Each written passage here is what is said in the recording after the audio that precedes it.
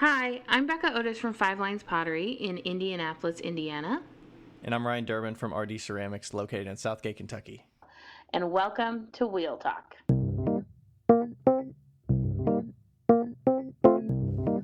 Hey guys, we've loved answering all of your questions so far. If you'd like to hear your question on the podcast, please send them to us on Instagram at wheeltalkpodcast or by email to wheeltalkpodcast@gmail.com. Thanks. Okay, hello. Hello, welcome. So today we have a new guest on the podcast. We actually reached out to her because of her expertise and her role at a place that many of us have experience with Kentucky Mudworks. So welcome to Link Henderson. Thanks. Hi. Yay! Hi. For people that don't know who you are, can you do like a quick introduction of kind of who you are, and then maybe I don't actually know much about your backstory of like how you got into clay or anything like that. So if you wanted to kind of go into that, that would be good for people to get to know you a little bit. Yeah. Yeah. I say a lot. That's really important for you to grasp, and it's going to happen a lot. That's okay. So I am the owner of Kentucky Mudworks, ceramic supplies, clay glazes, and also Dirty Girls Pottery Tools and Groovy Tools. Those are two brands of products that we produce, as well as our clay and glazes. And I've been in business since 2001. So when I was wee little lass, and just started teaching classes and like throwing on the wheel and making pots of my own and selling it. And so that's about 20 years. This is probably about our 20 years. Later in the year will be our 20th anniversary. So. Wow. Whoa, I didn't know it's been that long. I know, right? I got into clay when I was 13, actually. I fell in love with it. I took an after-school class. My mom always encouraged me to do art, and I tried everything, after-school painting, collage, sculpture, that kind of thing. And then one of them was the clay on the wheel, and I was like, oh my God, Mom, this is the greatest thing in the whole world. I made this little turd for you, and it's got a hole in it, and you can put a sponge in it, and this is the greatest thing ever. And I was like on the cusp of puberty, and I was like, this is where it's at. Everybody in the studio was like 85, and they were like my kindred spirits, and I was just this little 13-year-old who was like, I didn't really enjoy school very much, as far as like people my age were just doing stupid shit, drinking, partying, woo, and I was just more like, I need to find my purpose in life. You know what I mean? Very mature for a 13-year-old. Right? I was pretty, I had a lot of therapy at that point. And so I really loved it. And I kept saying, hey, Mom, I want to keep taking pottery classes. And so I grew up in Durham, North Carolina, and there was this thing called Durham Arts Council, and they had evening pottery classes and like weekend ones. So she would drop me off, and I would take classes, and then once I got the ability to get a car, bought my car, and would go Friday and Saturday, I'd be like, let's go to the pottery studio. You know what I mean? As a teenager, Nice. like that was my jam, and I loved it so much. And then I graduated from college, went to like a liberal arts college, double majored in studio ceramics and Latin, and so you got to do that, right? And so and then I moved to Kentucky with a friend for whatever. I was like, yeah, I'll get a job. That's cool. And a couple years into odd jobs, food service, etc., I met a girl who's actually a really pretty well-known ceramic artist in Bloomington, Becky Lowry. And she was teaching classes at like the local art league, and she was moving and with her husband, and she needed somebody to teach. So she handed the teaching off to me, and I was working odd jobs at the time, and I was like, hey man, I can do this, I could like quit my job and do this thing and teach classes and sell pots. And so I did, and then 2001, 9/11 hit, and it was like, well, fuck, that was a good idea. And but we made it through, and gradually I realized there was nowhere in the whole state to buy ceramic supplies, like the place in Louisville had just closed because they kind of didn't want to do it anymore, which was like whatever. And so I would go to an art fair, and lots of people would be like, hey, where are you getting your clay? What are you doing? What's going on? And I had 30 students to deal with. And so I was like, I think I should add this to what I do. And as soon as I started selling stuff, people were like, oh my God, please sell this and sell this, because there's nowhere to get stuff. Right. Really how the supply part was born is that it was just a way to diversify what I was doing. I didn't do really well at art fairs. It's not in me. People who do that, I'm like, you are awesome, because I can't do it. Because it requires you to sit and wait, and I can't.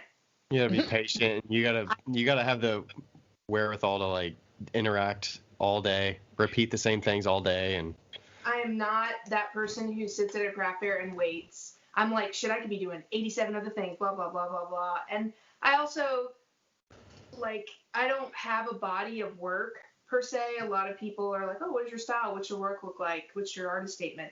That's not me. I'm very much, like, for me, my artist statement is Mudworks and the things that it offers and what it does for the people who are part of what I love. What can I get you? How is this good? How is this bad? How can we fix that? That kind of thing. And it allows me to be like, porcelain, red clay. I can just do all those things, and I don't have to pay my bills making pots, because I'm just interested in all of it. You know what I mean? I don't have that focus to make a living off of that. That's just not for me. And it sounds like you've wanted to kind of teach and like help other makers like up and coming and like learn the skills and like that's what I enjoy. And providing the supplies and all the resources you need. Yeah, the nerdy science part of glazes and clay and that kind of thing, and making new products and tools and stuff like that. Like, for me, that's what I really, enjoy. So that's kind of how I ended up where I am. So that's cool. Well, I also want to know about the farm that you guys have. Oh yeah, so I just have like 8 or 9 acres, and it's only about 1.5 acres of like fields, and the rest is house and lake and pond. And I had chickens for a long time, like 200 chickens, and I sold eggs, which was cool. And then the foxes came in and they just ate all the chickens, and I was like, I'm done. Yeah, 13 years of trying to deal with chickens, I'm done. And my husband actually, I bought the farm before I met him, because I was like, I need to escape to a quiet place. I like to have my space. I'm like I like to just look out, because my day is full of 500 phone calls, 1,000 emails, products, employees. Yeah, you got to unplug. Yeah. And I lived in cities enough that I'm like, I don't need to walk to the bar. I'll just stumble to the fridge and then go to my studio. I'm good. Yeah. So, I'm good. And so I met him after about a year and a half after I moved out here, and I had started farming garlic, and I had a couple of chickens. And he was actually a trained chef at a breakfast restaurant, so he started buying eggs off of me. And then a couple years after he left there is when the foxes just moved in and just. So now I just have garlic and like potatoes. We do garlic and potatoes and stuff like that. So that's so cool. Nice. It's fun. It's like a lot of work, but I kind of enjoy like physically exhausting myself on a daily basis. And I don't know. I just like garlic, and I don't know. I just like to watch something grow. And a little farm journal, and this year the weather was like this, and this variety didn't do well, and I didn't fertilize like I should, just stuff. I'm just a very like busy hobby related person, so I always have to be, to me that's relaxing. So yeah. So for people that don't know much about Mudworks or where exactly are you located? And where's Lexington, Kentucky is the main facility, and then we have a little satellite store in Louisville where people can buy, whatever they need. But we make the glaze and the clay and Dirty Girls tools and Groovy tools in the Lexington facility. Nice. How big is that space? Because I think you all just moved in the last year and a half or 2 years. Small. It was huge, but now it's really filled with crap. It's 20,000 square feet, and it really should be like 50, but oh well. Oh, wow. Yeah. I'm just thinking about, that's big. In the Louisville one, you all moved there as well. I feel like, did you all move both locations within like a year of one another? Within a month. A month, okay. I didn't know how long it was, but Yeah. I've visited both locations in the different locations since they've moved. But how big is the one in Louisville? It's like 2,800 square feet. I really had to like bug out of my place that I was in there. It wasn't a great place. It was a great location for customers because it was very central. But downtown is not hospitable to tractor trailers and forklifts in the street, and people are very busy and they're honking and get out of my way, and it's like, it's just not, it wasn't a great environment for an industrial setting. Yeah. You know? And so when the lease was up, I was like, I'm out of here. Because you previously made all of the clay in Louisville, correct? Yeah, in 5,000 square feet. Yeah. Oh my God. Tiny. It was really, really small. And at that point, I was like, if we don't get out of here, I'm going to have a stroke. And, there was just, it was like, oh, you need that one thing, and I have to move 16 pallets to get to it kind of situation. Because, when we started making clay, it was like we'd make, 4 skids of a clay, and we only had like 8 clays. Now it's like, I need 40 skids of that by next week. I need 40 skids of that. You know what I mean? Yeah. So, wow. we had grown to a point where it was still small in comparison to the giant companies like Standard, Laguna, places like that. But for us, a lot bigger. And so we just needed to move. And I live 45 minutes from Louisville, and I was commuting every day. And I live like 30 minutes from Lexington. And it just works out better. It's actually, the Lexington store is significantly busier because it's actually really centrally located to the state. And like people from Ohio and people from Tennessee and Carolina, West Virginia, North Carolina, like they can all kind of meet there in Lexington. Yeah. So it's a much busier store, but the Louisville store is getting a lot busier. It's out in Middletown. So for people who live downtown, it's a bit of a drive, but it's better than driving to Lexington. So. Yeah. Okay. Yeah. So when did you all start making clay? You said you started with like 8 clays. How long is 2016? Okay. Yeah. I've been playing with clay bodies for several years. I had some recipes from college, and I was just like, for me, it was like, I don't know, 2016, trying to think of what the world was like back then, pre-COVID. It was like, we had hit, like, Kentucky only has 4 or 5 million people in it. So, like, we kind of were topping out with, sales and growth. And for me, I guess in a lot of ways, personally, I was a little bit not challenged. Felt a little not challenged, and I was like, I need a challenge. Let's go crazy. You know what I mean? And so I just was, I've been selling a lot of different clay brands for many, many years, and there was never anything new, never anything exciting, never anything that was like, oh, that doesn't need glaze on top of it, And so for me, I just was like, I think I'll just start this little thing that'll be kind of cool, and will be fulfilling for me, and will grow my business a little bit.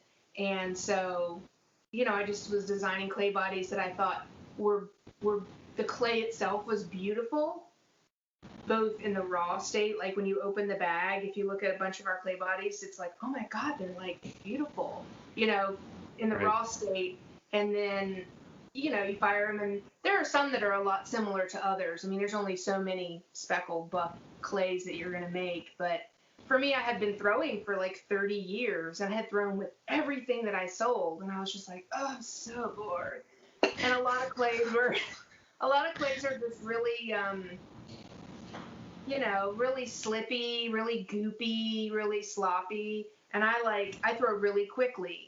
Like, I'm like, boom, done, let's get done. Yes. In my mind, I'm very much a production potter. And if I have to clean my hands off 50 times by the time I'm done with a mug, I don't like that clay.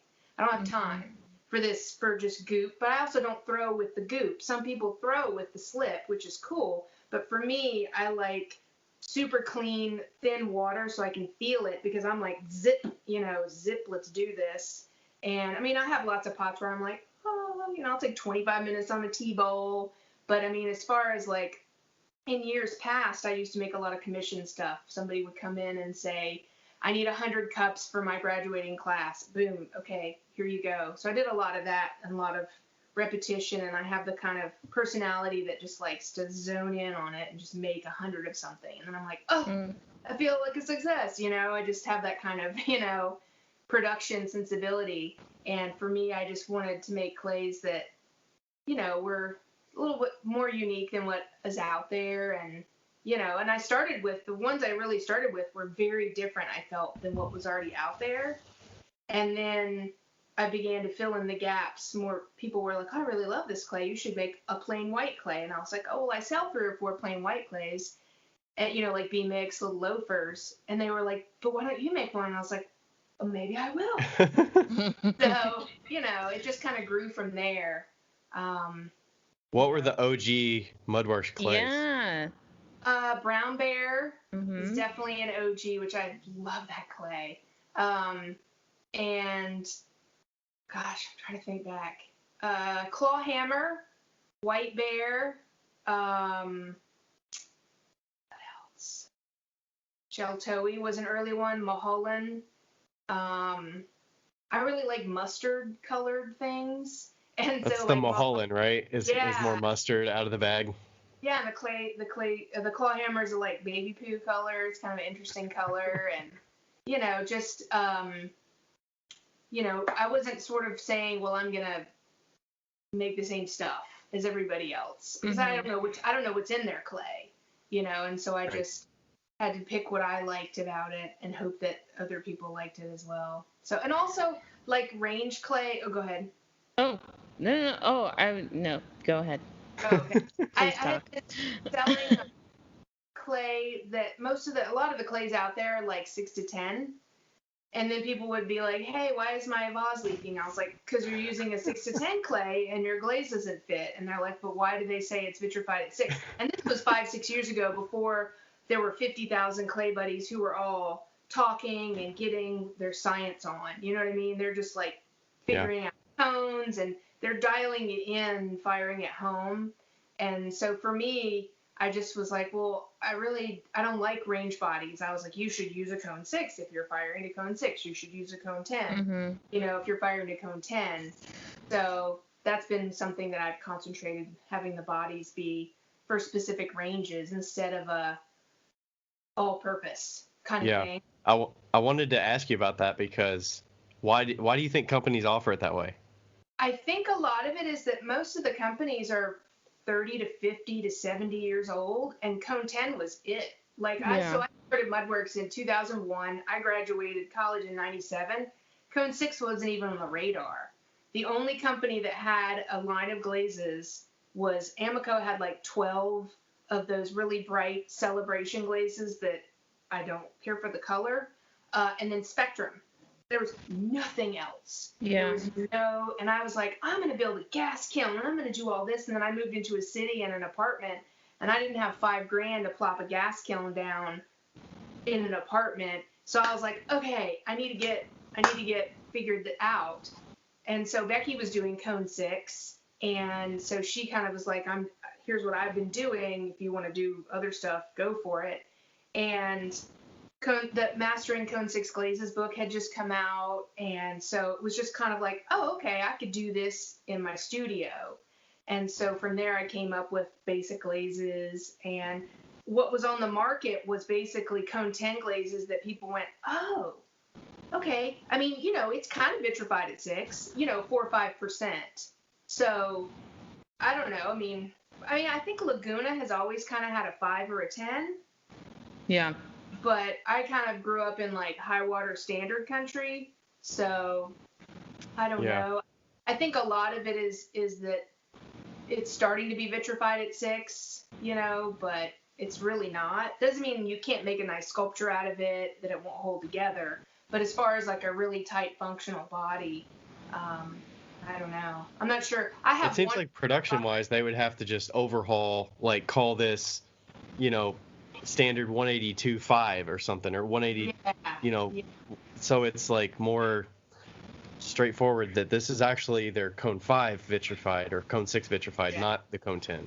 Because I feel like that's not educated to people when they're buying clay. Yeah. Like, you don't really know a ton about, you might have heard of vitrification in school and stuff, but you don't know why it's important necessarily, or why it has such an important factor when you're creating functional work. So Exactly.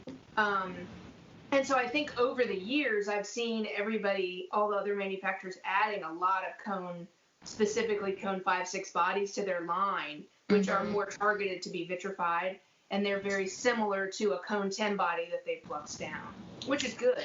It gives more sense.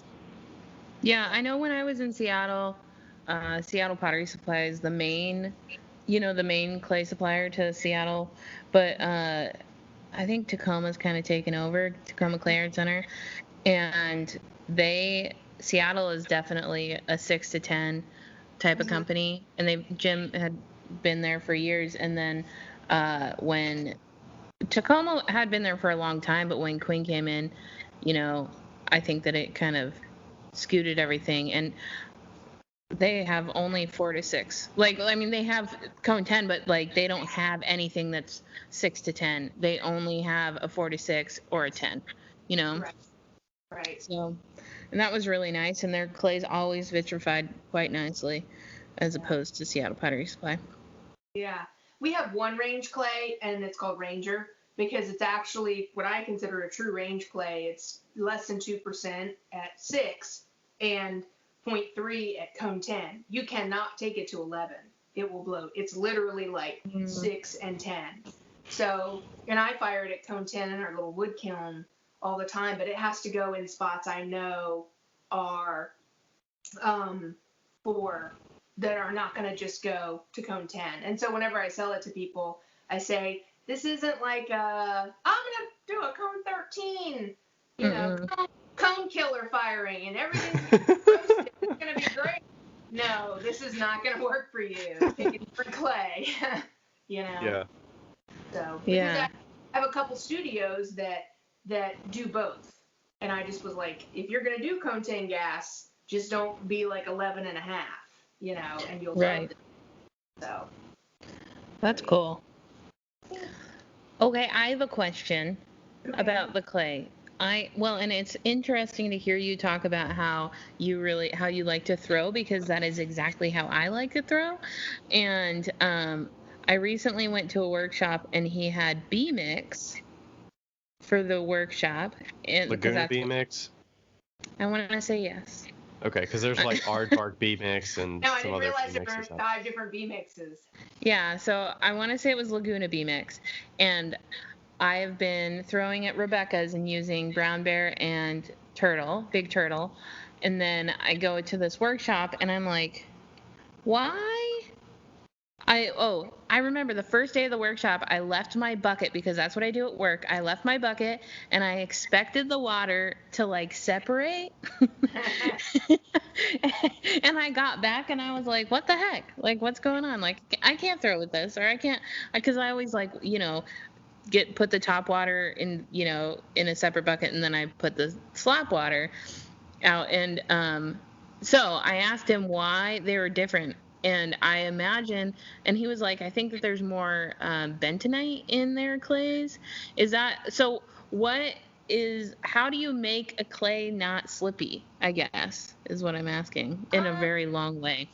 It just depends. It depends obviously on all the other stuff in it, but it has to do with like particle size and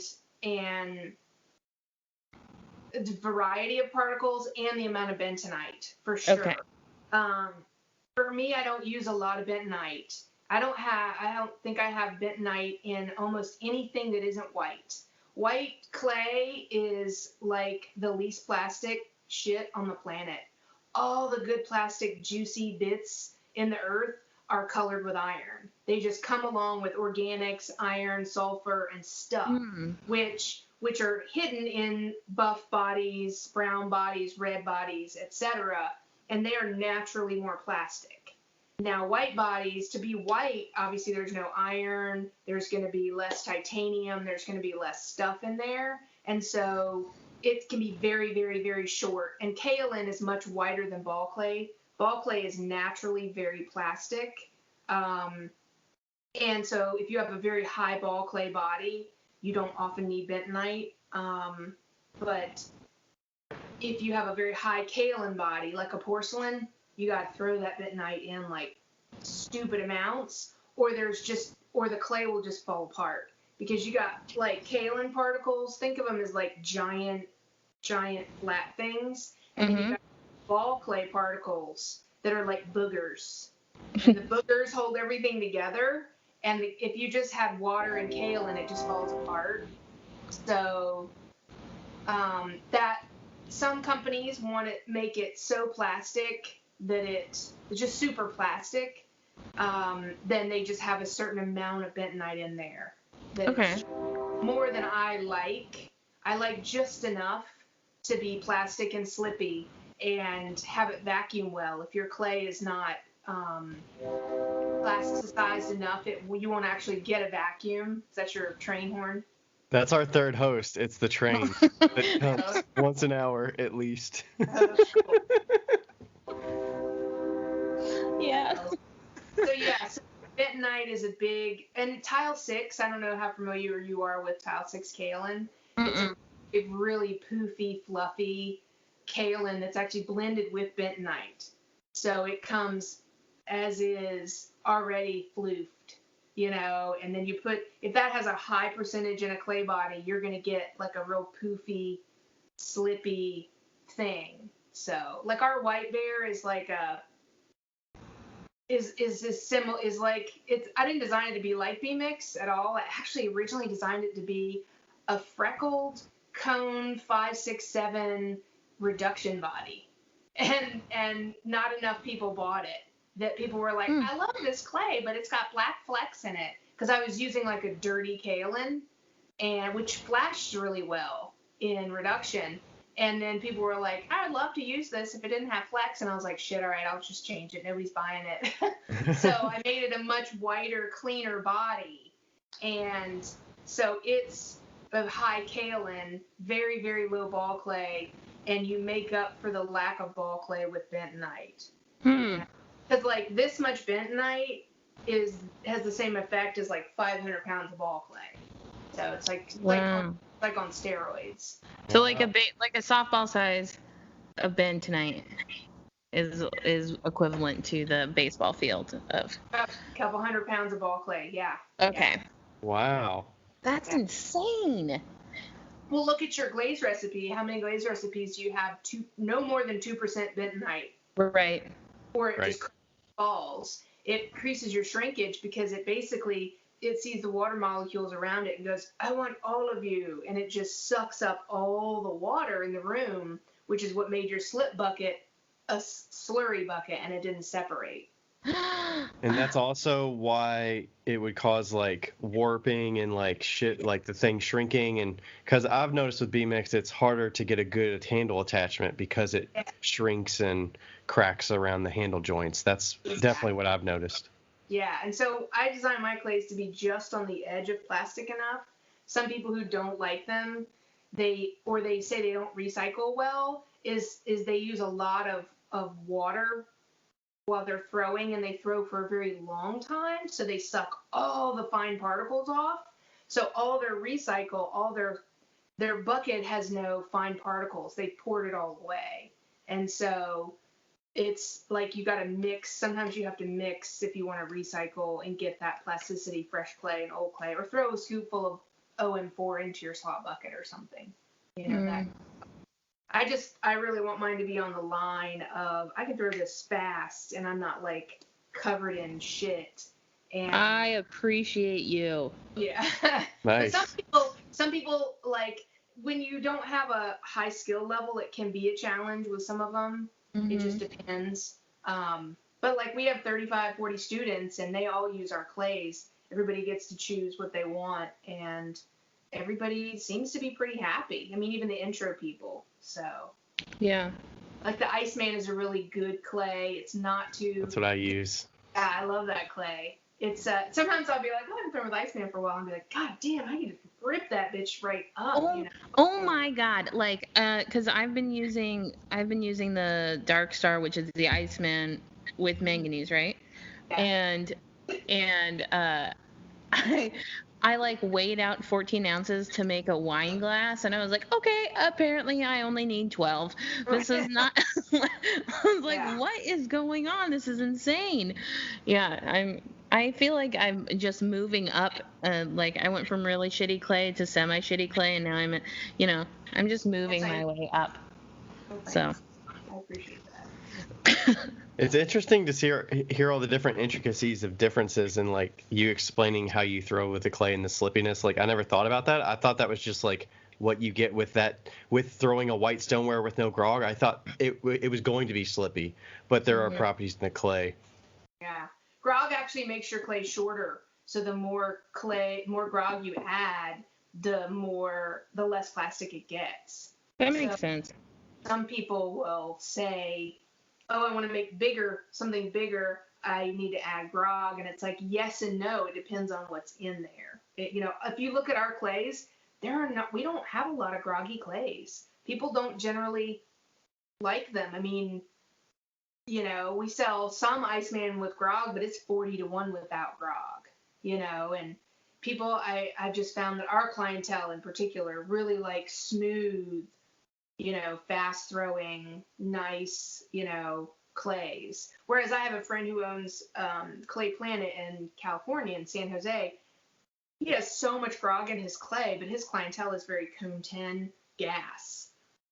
His cone 6, I mean, I would say 90% of our sales are cone 6. If you exclude school sales to, white earthenware. But he's like 85% cone 10 gas. So it just depends. Like, obviously, they have more natural gas than they have electricity, because they don't generate. We have cheap electricity here. So, yeah. Wow. I just find that, like, a lot of people think that the speckled turtle and the big turtle have grog in them. Big turtle has a tiny bit of grog. Speckled turtle has none. I've chosen to use toothy fire clays and things like that to fill in for grog, because I like grog, but I don't want to throw it in everything ubiquitously because it can make your clay less plastic. Yeah. So do you know what percentage of people are firing oxidation versus reduction? It sounds like with that much cone 6 clays, I would assume most of those are oxidation. Yeah. Oh, yeah. Yeah. I know we have a customer, Mudfire, in Georgia. They do some cone 6 soda, which is pretty cool. And they use a couple different of our clays, a couple of high water clays, I think. And they also do some electric. But yeah, by and large, it's cone 6. Even colleges, I've noticed, when I first started Mudworks, colleges would order, 5 pallets of raw materials. They'd make their own clay. They all fired gas reduction or wood. And a lot of them have dialed it back to like either cone 7 reduction or a lot of electric firing oxidation. So Interesting. I don't know if it's for the green aspect. It's funny. It's like it's green as far as electric firing, sort of, or the temperature, but like ceramics isn't green. People think it is, and I'm like, no. Yeah, you're taking materials from the earth and then you're producing it, and there's a lot of waste in there, and you're firing it. You're using a lot of electricity. I'm not trying to make people feel bad about it, but it's just, it just depends on. I mean, I think making your own dishes as opposed to having things imported from other side of the planet that don't last, I think that in and of itself is both green and satisfying personally. Yeah. As opposed to just disposing of dishes that, came from Pier 1 every couple of years because you don't match your kitchen. I think, a lot of people who make their own stuff keep it until it breaks, so. Yeah. Totally. That's crazy. I feel like we can go home now. I feel like we've already learned like a ton. Did I bore you? Did I send you home? No. I think this is all great stuff. And I was like worried that we didn't have enough, or we had all these questions, and I was like, oh, I'm not going to any of these. Yeah. the questions. I had a fun question that I don't know that either of us know, but is gray clay a thing, and why is it not a thing? Yeah, I want to know why. Well, I'm working on gray clay. There is a gray clay. Standard has a gray clay 201, and I disagree.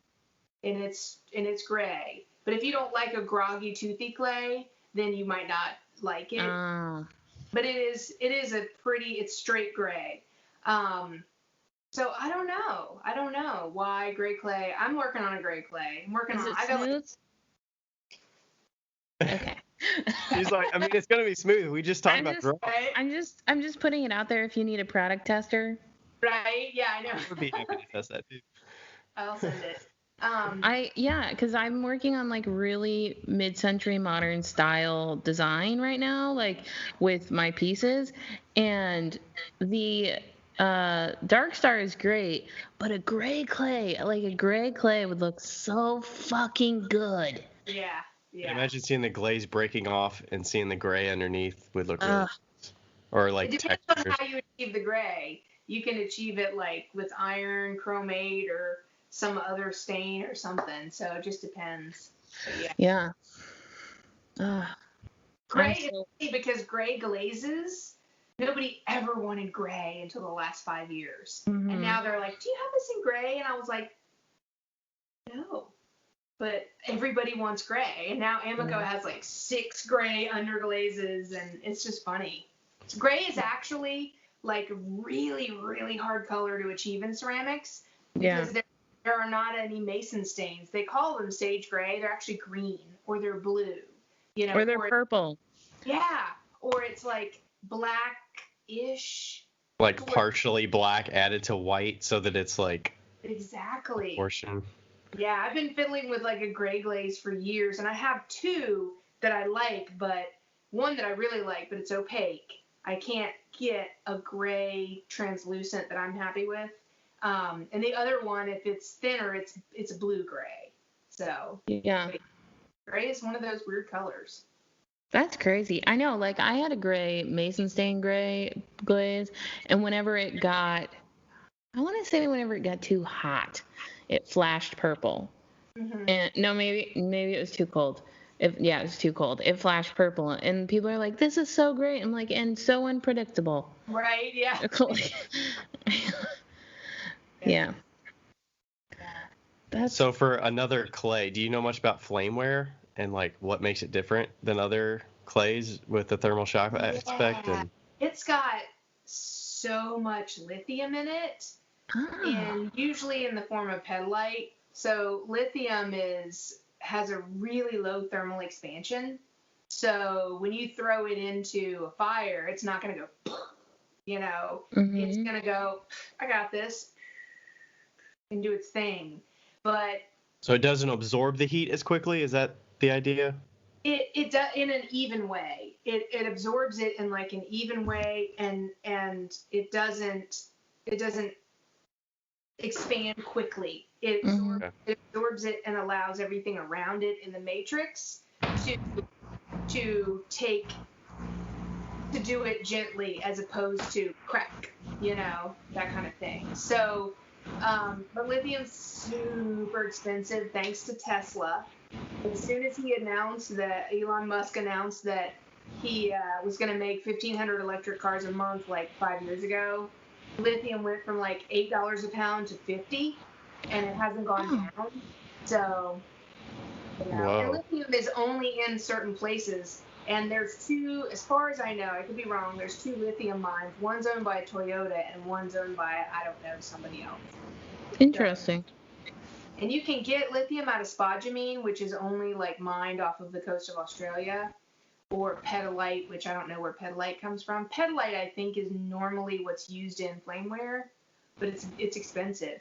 Like as far as a clay ingredient, something that's $2 a pound wholesale for my cost to go into clay is like, what? So there are a couple people that make flameware, but I'll never do it for liability reasons just because. Yeah. Yeah. Is there a way to like properly test to see if because sometimes you'll get customers that say, is this okay in the oven? And if you like make a pie plate, I assume the main way is to heat it up with the oven, and that's the safest way. But how do you like know if it's properly supposed to? Ovenware and flameware are different. Flameware, you can pop that bitch on a flame. You can like Right. fry egg in it. Ovenwares. I mean, there are a couple people who use the Big Turtle for ovenware. They sell casserole dishes. A couple people around here, and they have customers who throw it in a hot oven and don't have a problem. I didn't design it that way per se, but you can test it by basically just putting something, like maybe some water or something, cold water into a casserole, throw it into a 400-degree oven and see what happens. Part of it is that the clay might be able to handle it, but the chosen glaze that you may have chosen, which could be any number of recipes you've made or you purchased from whoever, may not have been tested on that clay body. So that may put enough stress on the clay body that it just pops. So does the higher cone clay withstand it better than a cone 6 clay? It does. It does. When something's not fully vitrified, it tends to have a little more room to kind of do this. So lower absorption helps, and then does like grog factor in, or the grittiness? Grog does. Grog, molekite, grog, pyrophyllite, things like that in the clay body help. Any kind of thermal shock, basically. So. Gotcha. Yeah. But if you say you made like a casserole and half the ingredient and the stuff you put in the casserole was warm, you had just sauteed it up and you threw it in there and you put it in the oven, it might be okay. I think it just really depends. You got to test it. Yeah. Yeah. Yeah, I'm always reluctant. I'm like, I've never tested it, so I wouldn't promise anything, but all the best my thing old is stuff. Gradually heat it up. All my old stuff, I sold pie plates, and nobody's ever had an issue. But, like, also, when you hand it to him, you say, don't put a single potato in this. Right. But I say that because I've literally had that happen. Like, my neighbor put a single potato on a plate and put it in the microwave. And he was like, the plate exploded. And I'm like, you put a single potato on the plate in the microwave for 7 minutes. No.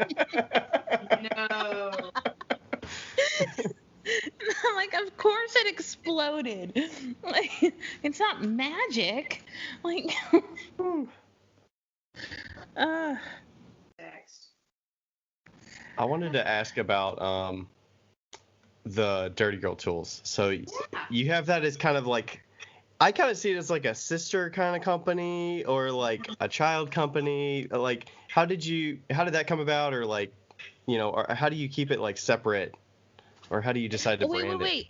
Your Kentucky Mudworks is the pimp to the Dirty Girls. No.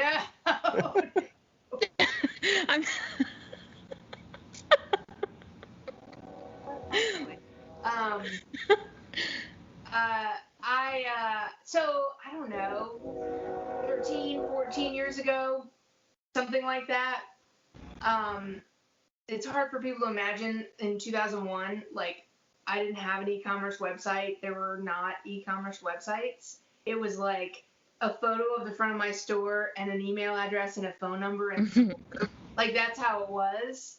And then a lot of that changed, over the years, blah, blah, blah, came about, lots of e-commerce. And for me, I was just like, gosh, I'm just this tiny little store and only so many customers, and it's local, and I've got an e-commerce website, but, how am I going to grow my business? And I just looked around, and I'd gone to several NCECA conferences, and it was like 5 or 6 tools companies. That was it. Everything was like what I would call a man rib. Just this giant, like, huge hands, I'm going to make this giant thing, or just your average metal rib. There was nothing other than Mud Tools. Mud Tools had just come out like a year or two before, and his tools are dope. Totally awesome. And they were new. It was just the polymer ribs. That was all there was, and maybe 1 or 2 other things. But there was really it was a very like, we're here to serve as college professors, and this is what you get. And I was kind of like, I'm not okay with that, because all these tools suck and they've been around for 100 years, and Kemper had the same ribs, and they were like, imported copies for half the price of exactly the same tool. And there was nothing that was like really well made, and Mud Tools was like, holy shit, quality was like boom. When you could buy a rib that is $7 and it'll last you years and years, it's not a big deal for you to spend it. Yeah, and they're beautiful and they're functional. I was like, so there's room in the market for this. And I was like, I have a couple of things I've been playing with and that I think might be kind of cool. And I had all these students who were like, oh, I'd love to buy some stuff, but there's nothing new. And I was like, well, I'll come up with something. And so I was just like, had like 5 or 6 tools that I was like, and at the time I was dating somebody who had a little tiny homemade CNC machine. And I was like, hey, can you cut this cool ass thing out for me? And he cut a bunch of stuff out for me. And I was like, oh, this is awesome. And so I found a company that locally that cuts, all they do is cut shit for people. Cut. They don't care what it is. You give them a drawing, they'll cut it.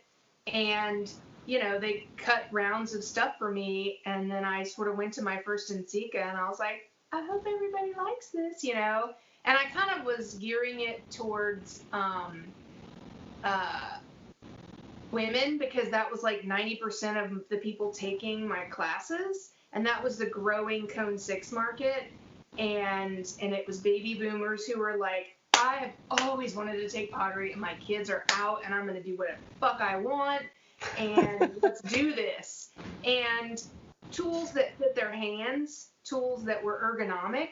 I had a lot of students that had arthritis. And so the wire tools that were, literally the only wire tool on the market for 100 fucking years was this 18-inch Kemper thing that was like a pile of shit, not because it wasn't a good tool, but once you wrap your finger around it 40 times and it falls apart, the metal pieces just splay out. Crimps up and... Exactly. And you're just like, well, that's crap, and you throw it in the trash. And I was like, well, why are we doing this? Why not just make different sizes? Let's just do this. And so I was like, oh my God, I could make this. And I had a friend who was like, you could try thin wire, you could try thick wire. And I was like, yes. And so that's where the wire tools came from. And I just wanted to give it like I wanted it to be fun and kind of not super, woman oriented. I wanted it to appeal to everybody, but I have a really kind of sick sense of humor, like, teenage boy meets 50-year-old woman, you know what I mean? Like, just like, fuck it, let's do it. And, so I just come up with fun names and, Dirty Girls, and just because it appeals to everybody. Everybody's a little bit like, I'm a dirty girl, or I wish my girlfriend was a dirty girl. You know what I mean? It's just kind of, it just plays on the humor of just doing whatever without being like exploitative. It's not like a pair of tits in a bag. You know what I mean? It's unless you Google Dirty Girls without the pottery tools.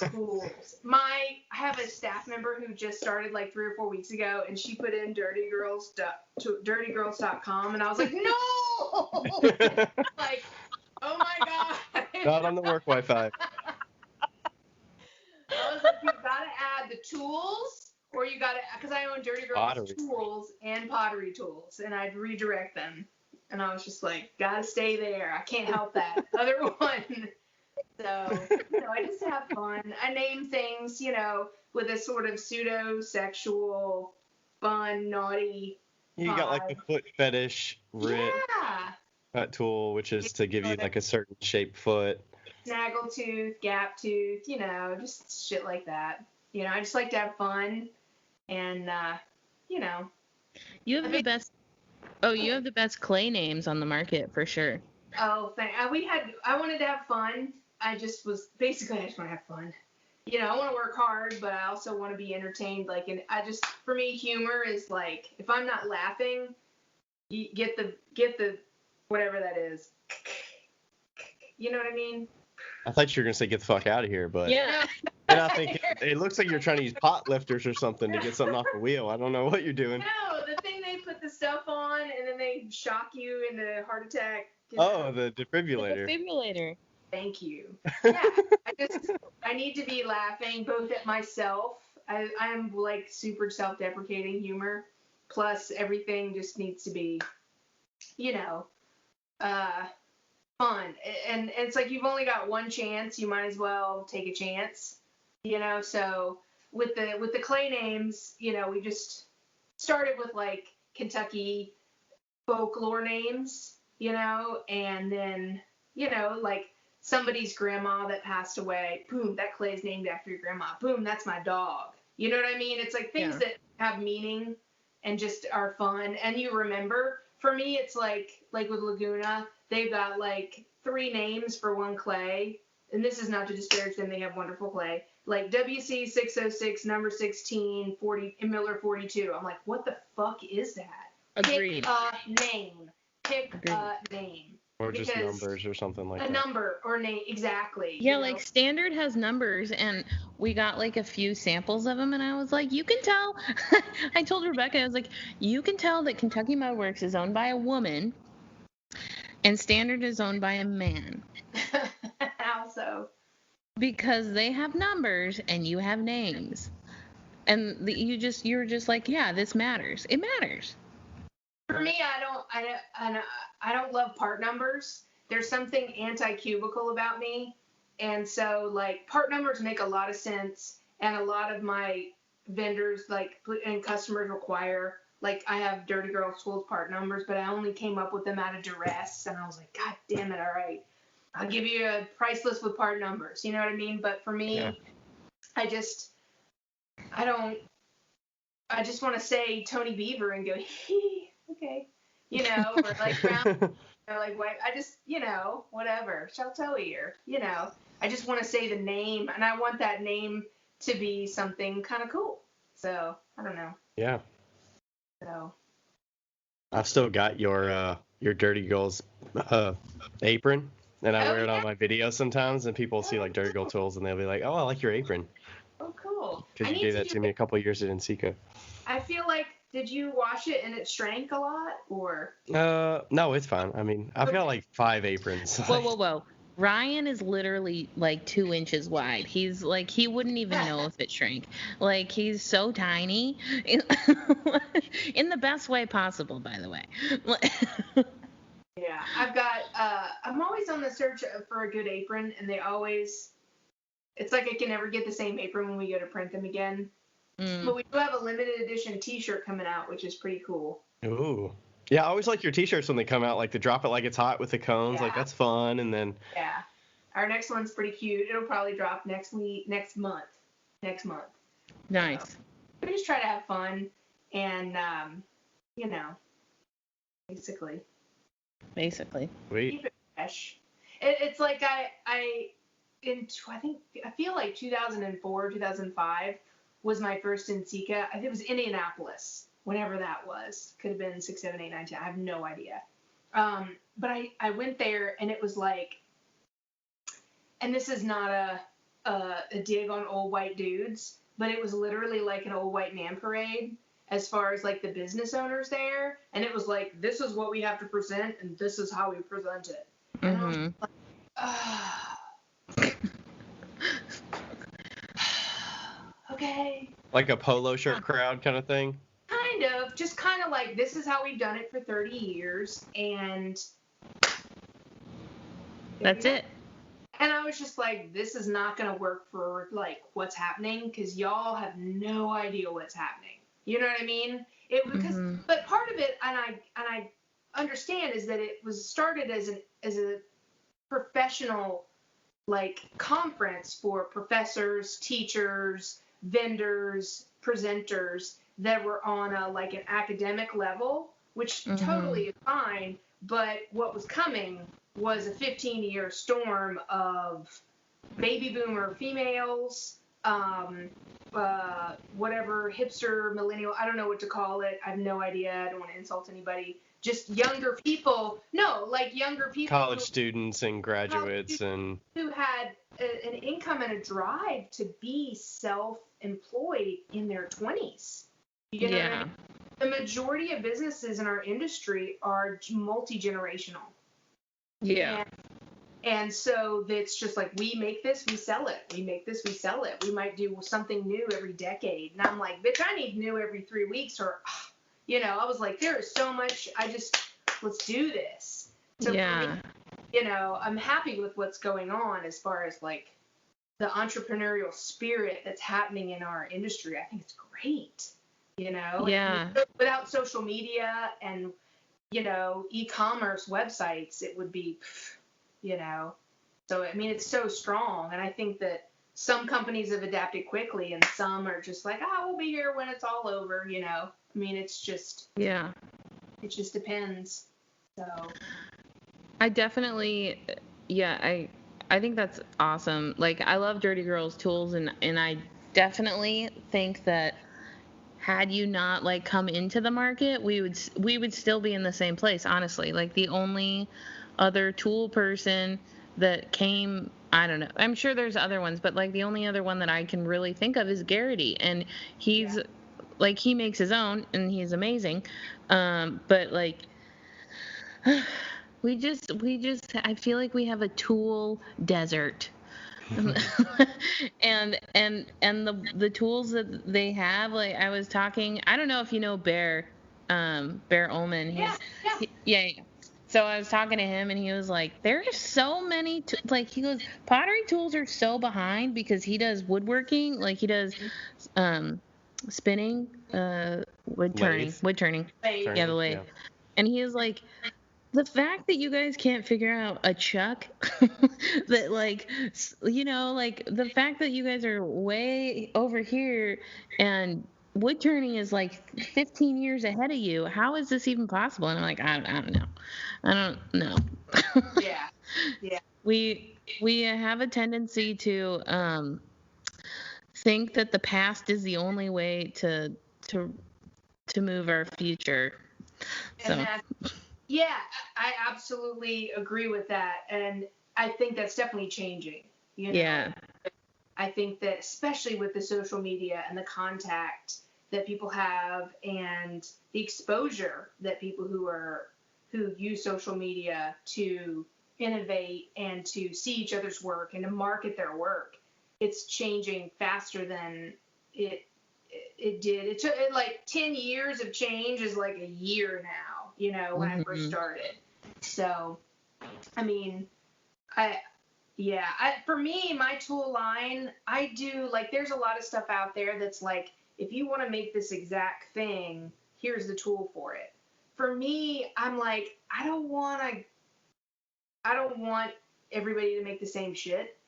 I want to make tools that last, that are quality, that do something for you great, so that you can make your own work. I'm not like you want that utility tool that, like, you're going to go to that does a couple different things really well. The 5-in-1. Exactly. And, like, I don't want you to just put my tool up against your pot and have it be what the tool is, because then everybody can make it. And I'm not disparaging people whose tools are like that. That's just not me. For me, like, my faceting tool, people are like, what can you do with it? I'm like, fucking anything. You can cut your fucking cheese with it. I don't care. You know what I mean? And it's like, whatever. And cut the cheese, yeah.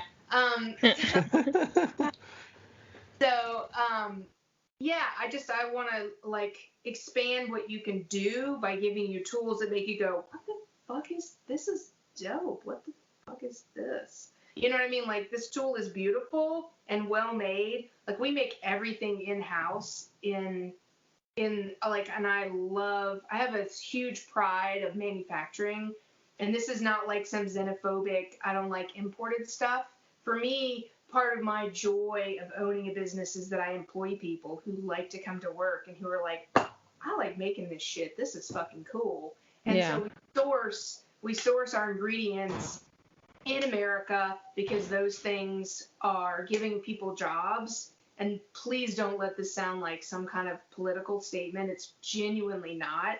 It's absolutely just, if you have a job putting together this weird ass clay faceting tool, that's way cooler than working in a gas station potentially. You know what I mean? Yeah, totally.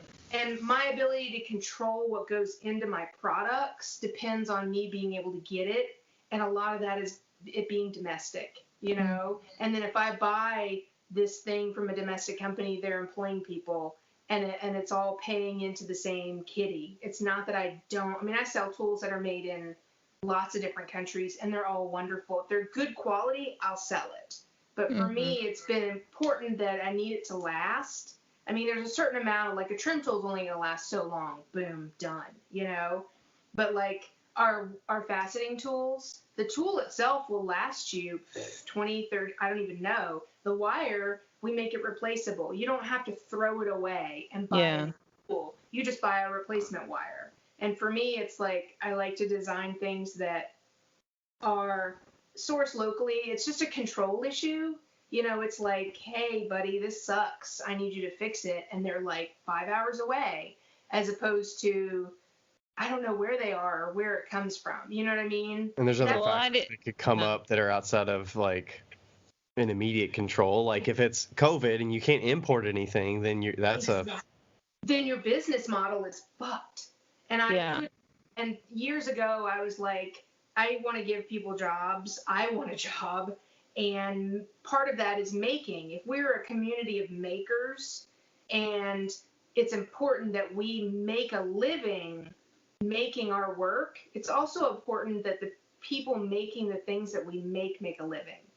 And I felt that way for a really long time. And, you know, it works and it doesn't work. It just depends on your product, like Garrity Tools. They make their stuff. They are all local making that. They're probably sourcing their cherry wood locally, because it's not like cherry grows everywhere. And they have a lot of pride, a lot of pride making that work, and it's, for me, I personally would rather be smaller and doing that than be everybody's everything, have to outsource. I'm just not brave enough to outsource. If I can't reach out and grab you and be like, my shipment is crap, I'm going to come to your house and shit on your dinner. I gave you $20,000. Where is my stuff? This stuff is messed. I'll get upset. And I just, that's my personal theory. You need to threaten people in your time zone. That's Exactly. And I mean, for a lot of it for me is that, like, COVID has shown me, we have had some material shortages, but they were all American manufacturers that just had shortages because they didn't have the staff. That supply chain is crucial, and especially for a tiny submicroscopic business like mine, in the view of the world, is that the most control you have on your bottom line, and my ability to keep the same paycheck in the hands of my employees, is that I can control my supply chain, which keeps it closer to me, which makes it more expensive, but I feel better about it, Yeah. Oh, I feel like this is important for people to know. It's a sad thing or frustrating thing, but two things have happened with two companies, right, in the past couple of months, right? The fire and talc. Can you talk about those? Yes, she's shooting herself in the head right now. So talc. Yeah. I'm looking wistfully off into the distance to the land of easier times. So basically, American Talc was a family-owned company in southern Texas that provided talc to mostly the West Coast for the last gajillion years. And so everybody in the West has been using Texas talc for years. In the East, everybody was using Vanderbilt talc, which had the lawsuit, which then closed the mine, and then everybody went to American Talc. And then that was Johnson & Johnson, right? RT Vanderbilt. I don't know anything Okay. about Johnson. I don't know which talc they use. I know it was RT Vanderbilt, Okay. which was Van talc or something. I can't remember. Nital. That's Nital. So everybody was using American talc for a decade, and it's been great. And then Dow Tile, biggest tile manufacturer on the face of the earth, buys the mine. And this is all on the border of Texas and Mexico, where apparently this deposit is. They have a factory. Dow Tile was the largest customer for American talc, that gray talc that fires bright white. It was the only talc in America that fires that white. And so they purchased it 3 or 4 years ago. And I noticed it one day. I got my bill of lading when the truckload, 40,000 pounds of talc came in, and it said that it came from Dow Tile. I was like, oh, fuck. Nobody told me that they got bought. And I was like, I don't know about this. Because usually in our industry, when a big company buys a small company, shit's going down. Shit's changing. NC4's Feldspar is gone. G200's gone. Shit like that. Boom, boom, boom. It doesn't make us enough money to buy. You know, so I was like, okay, great. Something's going to happen. 4 or 5 years later, Dow Tile has some kind of corporate meeting and it's like, oh my gosh, this makes us no money. We're losing money reselling this talc. We really only use it for ourselves. And so we're just going to fucking keep it. And y'all can't have it anymore. So they sent out a letter that said, hey, in 8 weeks, we're going to close the mine. If you want anything, just buy it now. Literally, Jeez. Every single pound of low-fire white earthenware with talc and every single low-fire slit cast product has that fucking talc in it in America. And we all had 8 weeks to just fucking shit or get off the pot. Oh And my God. I private label clays for other companies and products, and I was like, fuck. And so, you know, we all just got in line and bought a couple years worth of product because they normally when a mine closes or they discontinue a product, you get like 6 months or a year so that you can reformulate. Dow Tile was like,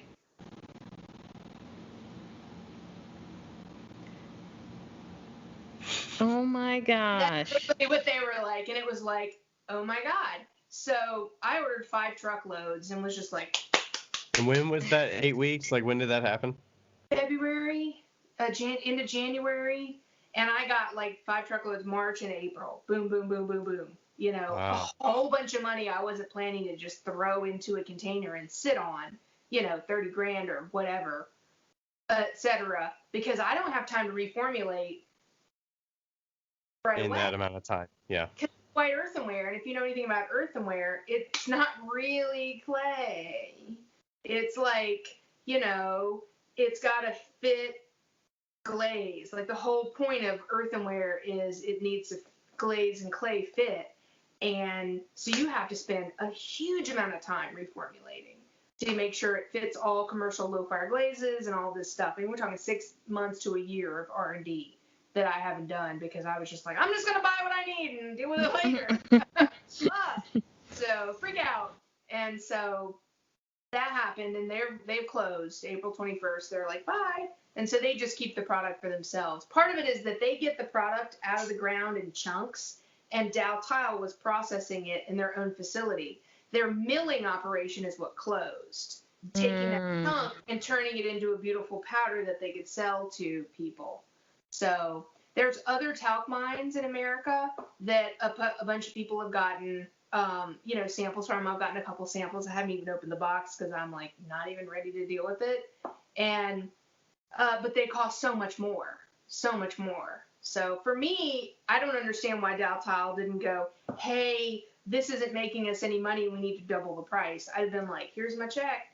I'll pay twice as much as long as I don't have to change my product.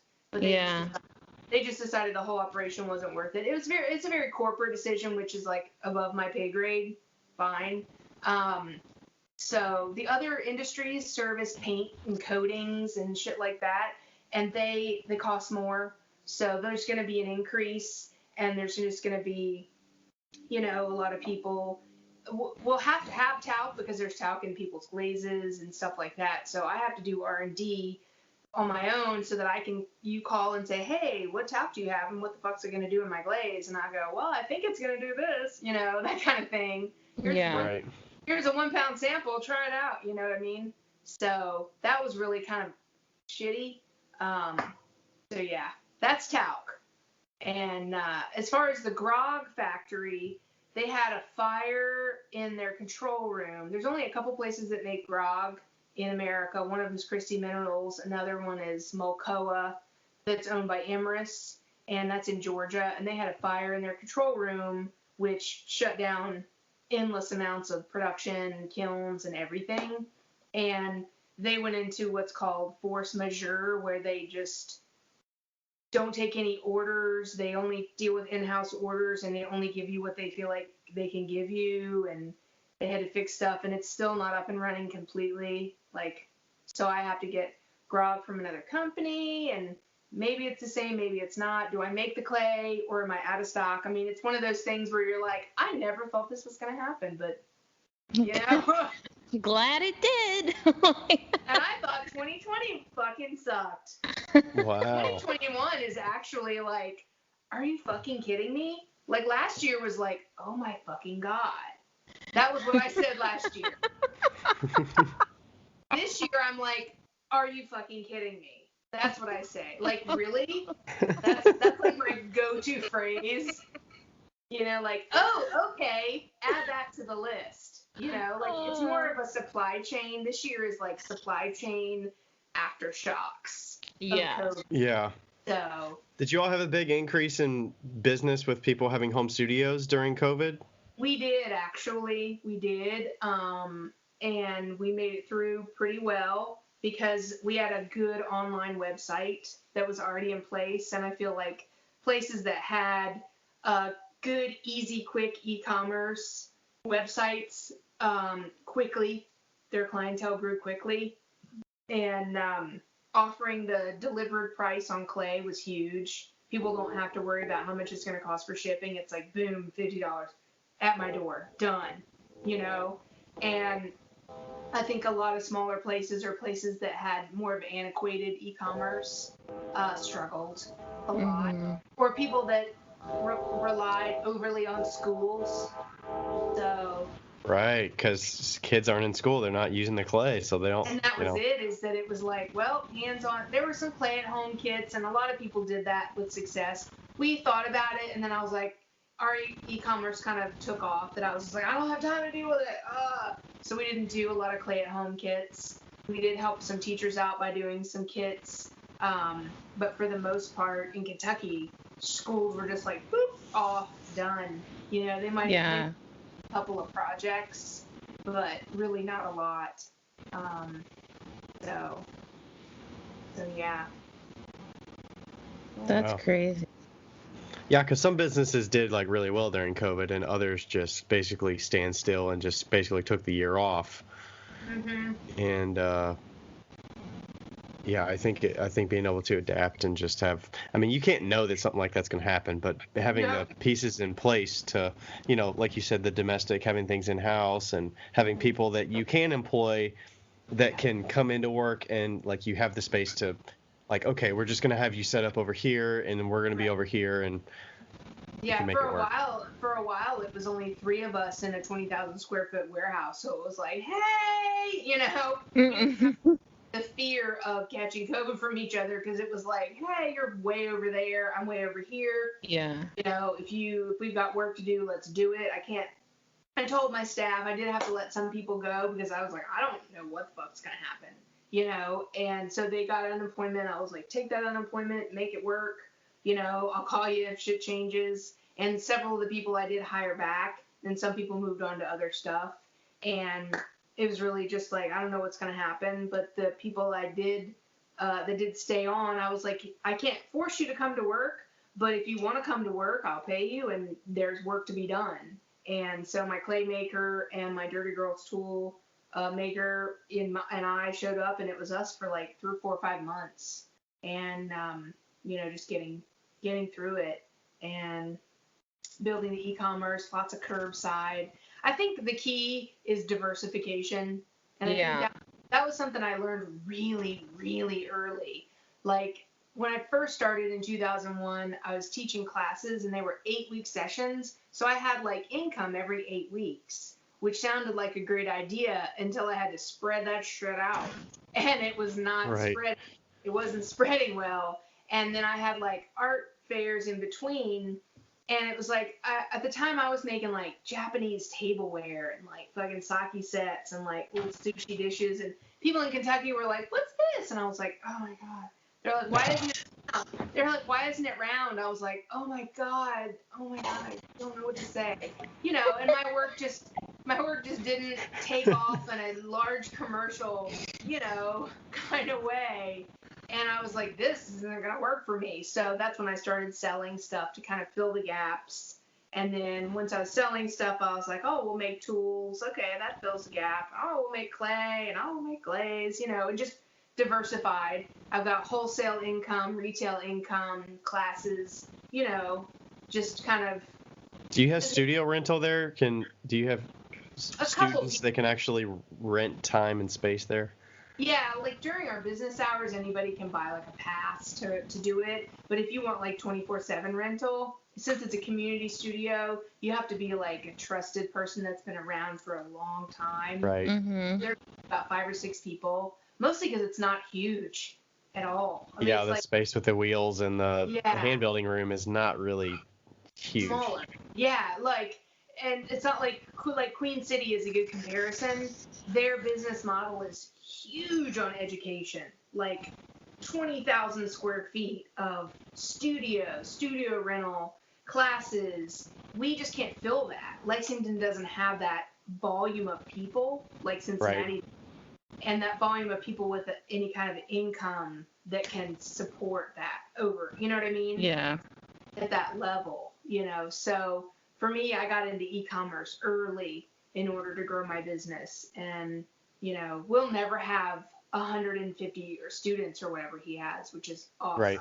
And your space at the place you have now is all of that education space at Queen City Clay is your backstock area where you have clay storage and you make the clay and you have the glaze storage and all the material. Like that's what all that square footage is for. Yeah. So yeah.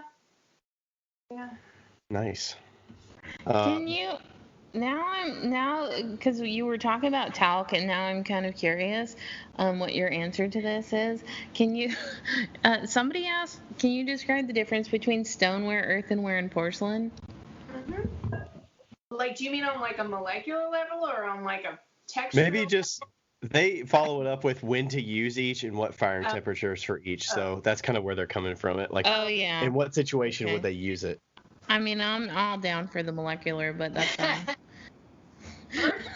Earthenware is like generally like a low fire 04, 06, and I think it first started based on like Mayalica ware from Italy, where you can, in Mexico, where you can paint really brightly colored, true color things on your pottery and not have them move. Mm-hmm. Because the glaze and the clay don't actually interact. They just kind of stick to each other. Okay. It's got a porous body and a glaze that lays on it perfectly. And then you've got, so if you wanted to do something that's going to be outside, I wouldn't do earthenware because it's going to soak up water like a terracotta pot. And then in the winter it's going to, you know, break. But if you want something that's got bright colors, you got lettering and writing that doesn't move or shift, then earthenware is your jam. Mid-fire is like stoneware. Like porcelain, you can have both temperatures. Porcelain has to do with the clay body that you use. Like the kaolin is it a porcelain, meaning like zero iron, iron, super white. And porcelains are generally zero porosity whenever they're vitrified. Like, you don't even need to glaze it. You can eat out of that bitch and it's not going to stain. Wow. And it's just perfectly vitrified. And it's almost got a sheen, a cone 10 or cone 6. That's sort of a true porcelain. Stoneware is like when you get to use fire clay and like things with tooth. and things with iron, things that are more plastic and that kind of thing. And you can do that at both cone 6 and cone 10. Mm-hmm. Is that a good explanation? Yeah, I feel like stoneware is that was kind of the great. go-to for most people these days. Yeah. Has that been a go-to for the most part? You were talking about like 30 years ago, there's a lot more gas firing and stuff. Is that still considered stoneware that people were using at gas? Yeah. I guess it's still stoneware. Yeah. Yeah. Stoneware's like a utilitarian kind of clay, kind of a do-all, throw it, hand build it, do whatever. Porcelain is real finicky. As you guys know, it's just like, well, I wish those handles stayed on, but never mind. You know? Wow, that was round.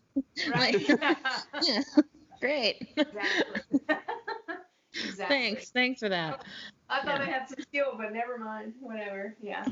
So, yeah. I feel like porcelain's if porcelain was like a personality, they'd be like the most shallow human being in the whole world. Head cheerleader. Yes. Not to insult the head cheerleaders out there, but we're just gonna go with the stereotype. Yeah, we'll go with the Hollywood stereotype of a head cheerleader. Beautiful. Like, porcelain's the kind of thing that you look at and you're like, it's just beautiful. You touch it and it's like silk. And it's just glazes glisten and glow on it. But then when you like take it on a date, you're like,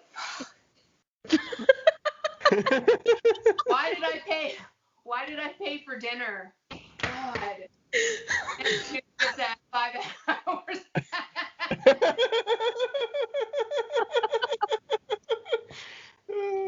It just keeps talking to me.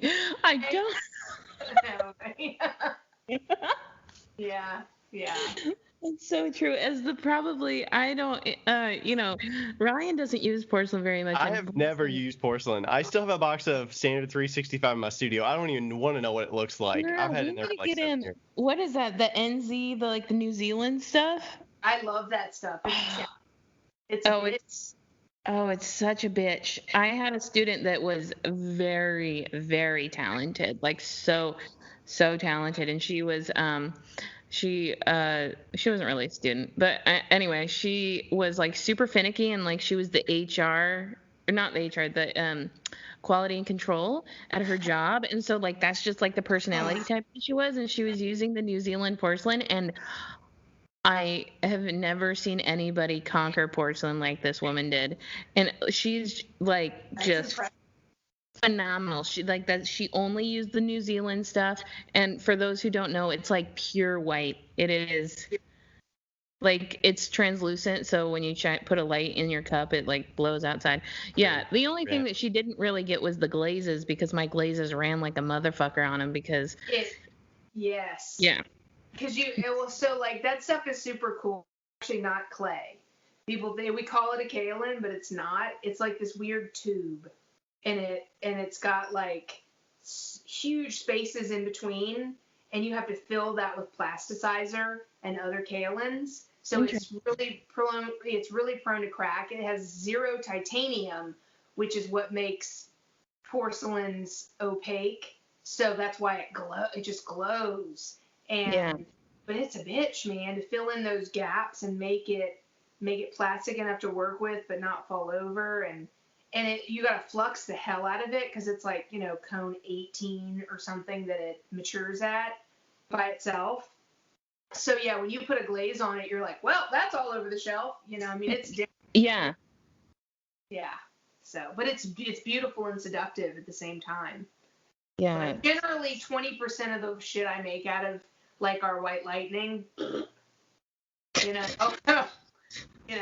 of error. Coda is to me an improved white lightning. It's not as translucent, but it's hella translucent, but it's way more forgiving. Because I was like, I just can't take this disappointment anymore. I just can't handle it, fuck, so. Yeah, I like, part of me really wants to go to a porcelain again, but the other part of me that's like knows how much it warps is like, nah. Yeah, for me it's like just the random cracking. What do you mean? It took me a week to get these to dry. Oh, we don't care, Yeah. So, and it's like people will email me and ask, and I'm just like, God, I just can't. I just can't tell you that it's like not predictable. There's no real scientific way to explain why. All porcelains, you get a porcelain from one company and another company, it's all so different, and it's just it has such a mind of its own, you know. I think you need to like really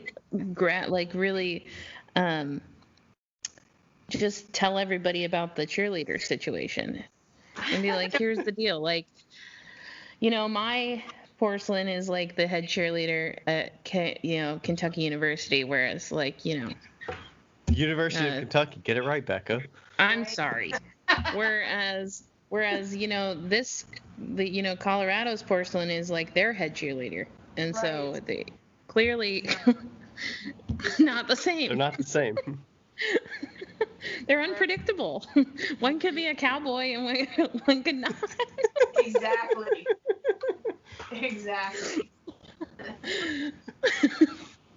There's some other questions about some darker clays. So you have brown bear is the one that comes to mind, but they're asking about thoughts about very dark clays that contain manganese and like the safety of using them and firing them.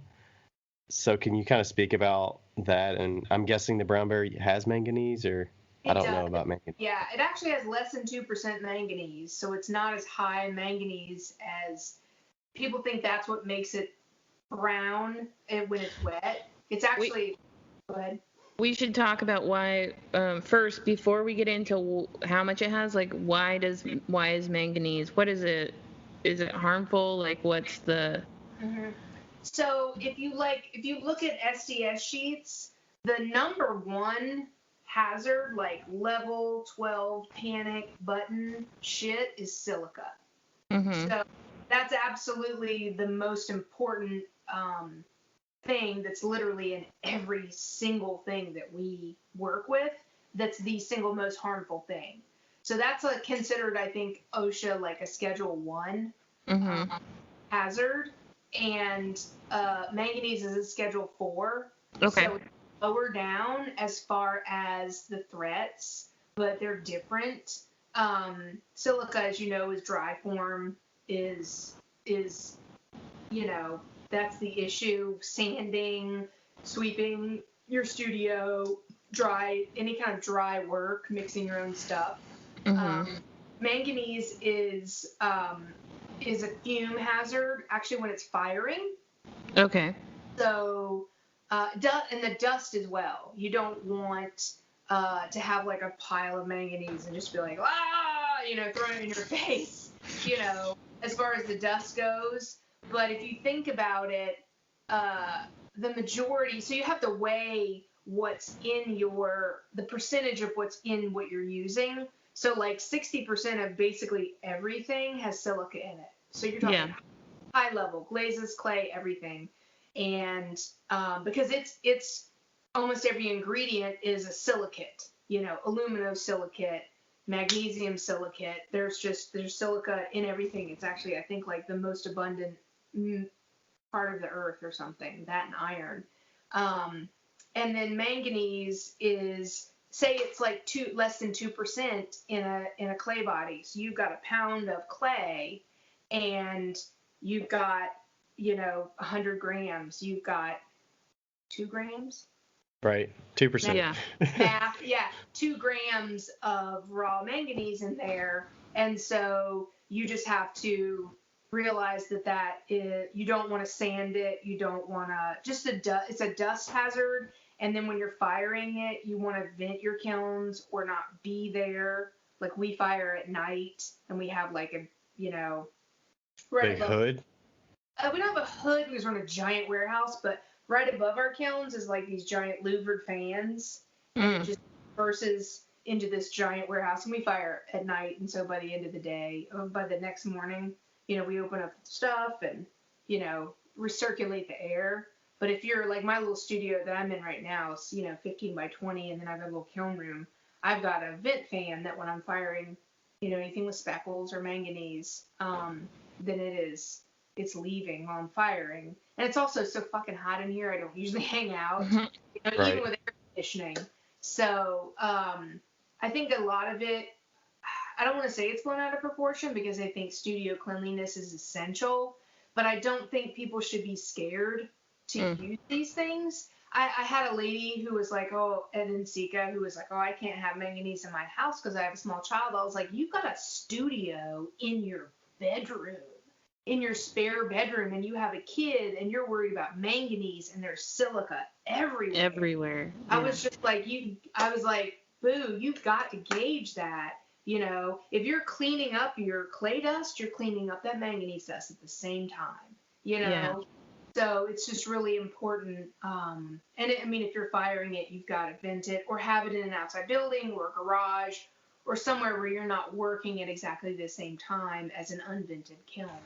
And that's what the SDS sheets say, basically. There's a whole lot of sciencey shit on there, but that's basically what they say. So that's not one of the. How does that differ? What are the materials that are the whole, like, you don't want to absorb them through your skin? That's more like stains and stuff, right? That's more like, I don't know, actually, if it stains. I feel like I see people throw with, like, colored porcelain, and they wear the gloves and stuff. Is that, like, I'm forgetting what the word is. It starts with an I. It's like an emulsion red or, like... I don't know. Iodine? No, there's some kind of, like... maybe it's encapsulated is what I'm thinking of. Yeah, well, that cadmium encapsulated stains, those are, like, bright colors. But those are cadmium that's actually bound in a chemical matrix, and it's not going to come out. So that's how you get like reds and yellows and oranges real bright. For people who are like brown bear, it'll like stain your fingernails because the iron. It's a huge amount of, and we use iron bearing ball clays and red ball clays and red. There's just there's so much more iron in there than actual manganese. Yeah. That people it's like a trigger word for people. And it's like, really, iron is actually on the SDS sheet as well, as you should vent your kiln if you have a huge amount of iron in your clay body. So I don't know if like I know black stain, like I know SiO2 has some colored clay bodies, and I think that they stain your like cuticles and stuff. But I don't sell them. But it's not a risk. Manganese is not a risk from like absorbing in the skin. Where when you're throwing with, it's not. Yeah. No, it is not soluble. Things that are soluble are lithium and what else? Lithium, boron, things like that are soluble, and there's not a lot of lithium in clay bodies except for like flameware, but I don't actually know enough about flameware in a clay body, like the lithium. The percentages and stuff. Yeah. I think it's more like lithium in glazes. If it makes them soft, they can be soft, which will then leach and then do a thing where if you're like, I grew up in college and it was like, stir it with your arm. You know, I store barium glazes with my arm and stuff like that. And You're still alive. I know. I'm not saying you should do it. But we don't use barium for anything in any glazes, but we do sell it. But yeah, it's not doesn't absorb through your flesh at all. It's not like that. So like if I have a speckled clay-bodied cup that's fully fired and it's glazed on the inside but not the outside, that's fine. Oh, absolutely, because that's granular manganese and it's actually melted and it's part of the clay matrix. Mm-hmm. You're not going to be I think I've read the SDS sheet like 1,000 times. I could be completely wrong, but there's no like, it's not soluble. It's not going to go into you and do anything like that. If you ate like a spoonful of manganese, that's probably like a really bad fucking idea. But don't do that. Right. Yeah. So, but as far as like absorbing through your skin, no, Gotcha. Some of those other clays, like I've heard that the brown bear has a potential to bloat more. And about somebody asked about firing dark iron stonewares and bloating and preventing it. So is there a best practice for firing some of those clay bodies that have high iron? I have used the Cassius clay or black, whatever it's called, from Aardvark, and 266, and I don't know what's in them per Or se. 266 is what I was thinking of, probably, not the brown bear. But those have. I used to use 266 as a production body, and I enjoyed throwing it. I didn't like the white flecks personally. I think it's a fire clay or something in there, but it bloated on me inconsistently. I think it has a very finite firing temperature, and I don't know what's in it, but I think it and Cassius clay or whatever it's called, dark black. Something. The black one. Yeah, from Aardvark. I don't know what it's what's in that as well, but it is it bloated as well on me, and it didn't like glazes very much. No, like, it hates glazes. 2 or 3 glazes that worked with it. The clay itself was gorgeous, but I just never found anything that worked with it literally, and I'm guessing it has to do with what's in it. But for me, brown bear, I wanted it to not be a bloating issue, which I have not found to be an issue at all. Like I don't recommend fast firing anything that's truly vitrified at your 5 or 6 or 7. So you should slow fire. Because anything that's truly vitrified at like 5, 6, 7 is starting to vitrify at like 3 and 4. So if you're rocket through those temperatures, you're just capturing gases. And so you can make that happen by firing too quickly. But brown bear, I haven't had any real reports of any bloating. If anything, it only likes glossy glazes, or it likes glazes that that will lay down, because again, the amount of iron, and it's not the manganese, it's the amount of iron coming out of that glaze. It's just so much gas. I mean, the manganese, cone 5, 6 is like a sweet spot for manganese. It really just kind of goes, okay, I'm going to melt, boom. And it's just beautiful at that point, and that does let off gases. And matte glazes don't heal over, so they just don't. It's just not a thing. And we had. Oh, sorry. No. Oh, we had we were making some plates and we had them bloat, but we're a fast fire situation. I didn't know that. Well, I mean, it was just a few, and they got too hot. They just got too hot. But yeah, I find that in brown bear it moves a lot. It almost moves like a porcelain. It warps a little. It can, yeah. Yeah. It's very smooth, very buttery, a lot like the shell toey, and I kind of like that. So. Yeah. Oh, I love throwing with it. It's great. But yeah. So it sounds like a medium firing or a slow is kind of a way to counteract some of the bloating, and not go into like cone 7 if it's a cone 5, 6 clay. Yeah. And also bisquing it at an appropriate rate as well. Yeah, we bisque at 06. We've always bisqued everything at 06 because I'm kind of like, 06, 07 should be plenty. But I'm learning that there are some commercial glazes out there that become liquid.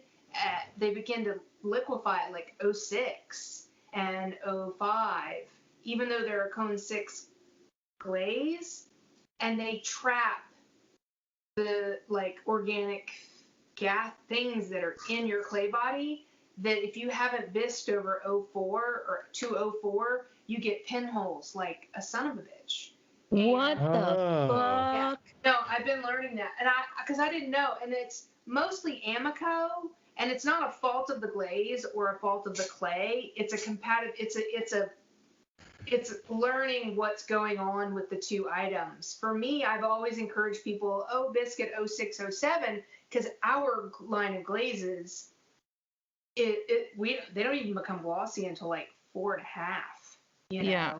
I mean, so I thought that was normal. So I've never had a pinhole in single one of my glazes. And then in the last, couple of years, as our clay bodies have become more popular, they're getting further out in the market, and people are using more different brands of glazes with them. I'm getting reports of, pinholing this, pinholing that. And I've never heard of that. Yeah. I never thought to think of like the glaze part. So it sounds like when they're getting up to 04 or 06 or whatever, it's like absorbing some of the glaze. Well, it's like the surface tension. So, and I called my friend at Amico. I was like, what is going on? I've been doing this for 20 fucking years. What am I doing wrong? There's nothing wrong with my clay. There's nothing wrong with your glaze. What's going on? And a lot of it has to do with the combos. The combos is the biggest thing. This over this over this over this. And you got 50 fucking layers of shit on your pot. And it looks beautiful, but you've got this layer of liquid shit on top of your clay.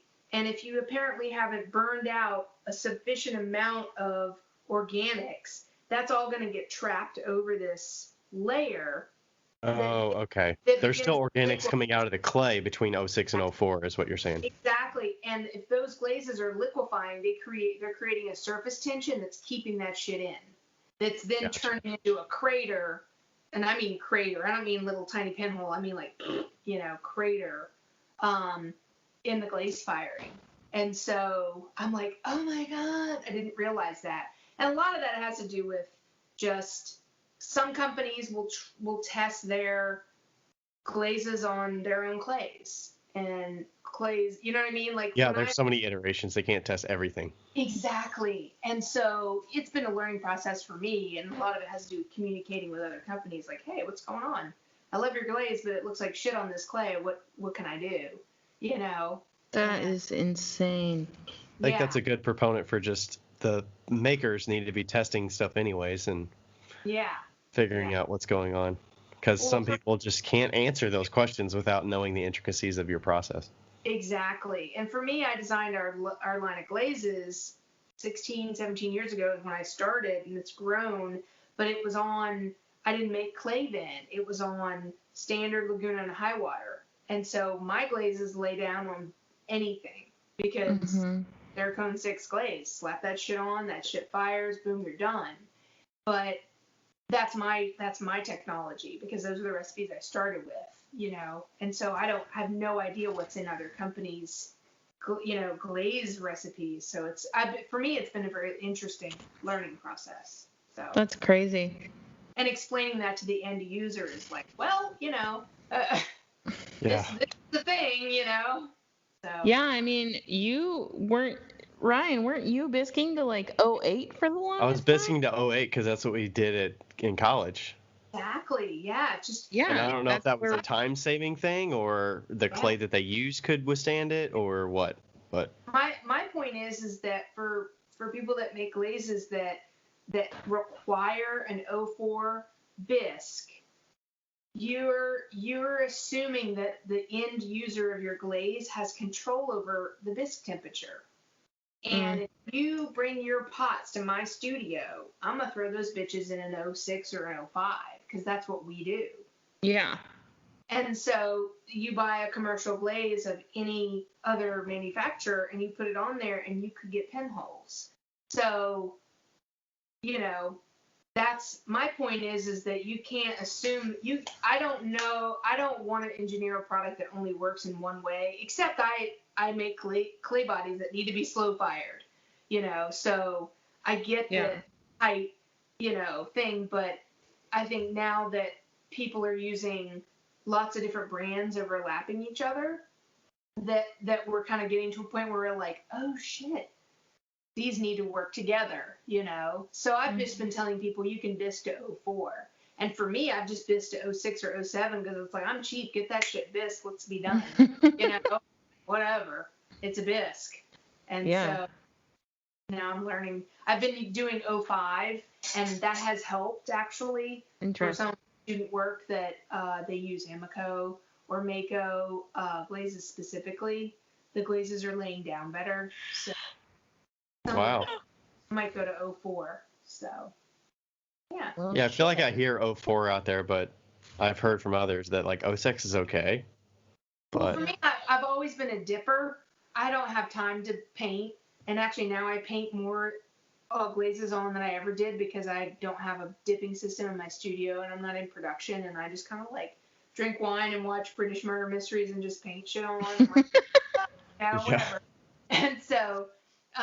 But for dipping, 04 can be a little bit tight. So yeah. Yeah, I've not been a huge fan of '04, and there's a reason. So, Yeah. I Yeah, it started sounds like at my glazes '04. could look a lot different. Yeah, yeah. I started at '04, and then the white that I was using was not absorbing as Yeah. well.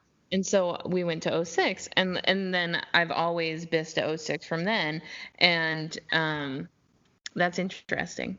Yeah. Very interesting. It's very cool. So, Do we want to do any of the last questions that some people had? There's a few in here about recycling. Like, is there too many clay bodies that you can recycle together?